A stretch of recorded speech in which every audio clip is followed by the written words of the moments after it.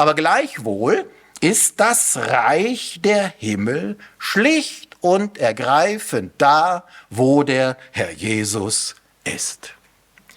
Und so sagte es der Herr Jesus ja auch selbst. So zum Beispiel eben in Matthäus Kapitel 12. Ich will uns das lesen, nochmals, Matthäus Kapitel 12, ja. Dieses Wunder, dieses messianische Wunder, was der Herr Jesus vollbracht hat. Dann die Sünde wider dem Heiligen Geist. Und im Zuge dessen sagt dann der Herr Jesus, Matthäus Kapitel 12, Vers 28, wenn ich aber durch den Geist Gottes die Dämonen austreibe. Und genau das ist ja kurz zuvor geschehen, ja. Wenn ich aber durch den Geist Gottes die Dämonen austreibe, ich flechte ein, das ist passiert.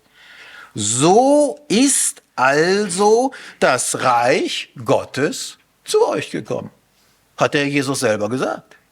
Und im Lukas-Evangelium haben wir das Gleiche. Es ist eine andere Begebenheit. Der Herr Jesus ist mit den Pharisäern in einem theologischen Streitgespräch und die fragen ihn denn, wo denn das Reich Gottes sei, beziehungsweise wann es denn kommen würde. Und da antwortet der Herr Jesus, nachzulesen in Lukas Kapitel 17, Vers 21, die Antwort von Jesus, Lukas Kapitel 17, Vers 21.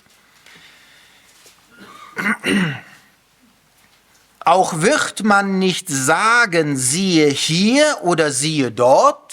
Jetzt kommt seine Antwort.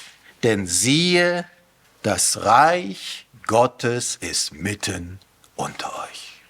Nämlich in seiner Person, Jesus Christus. Da, wo Jesus ist das Himmelreich. Da, wo Jesus ist das Reich Gottes. Und somit war eben das Reich Gottes, das Himmelreich, in dem Sinne bereits auf Erden, nämlich in Jesus. Und es wird dann auch mit seiner Wiederkunft und dem Anbruch des tausendjährigen Reiches auch wieder auf Erden sein. Aber mehr noch, nämlich selbst jetzt, wo der Herr Jesus ja nicht auf Erden ist das Reich Gottes hier, in uns. In seiner Gemeinde gegenwärtig, nämlich durch den Heiligen Geist. So wie wir ja auch bereits in die Stellung von Himmelsbürgern versetzt sind, ja? Obwohl wir noch hier sitzen. Letztendlich geht es nämlich in alledem, beim Reich Gottes, beim Himmelreich, einfach um die Herrschaft Gottes.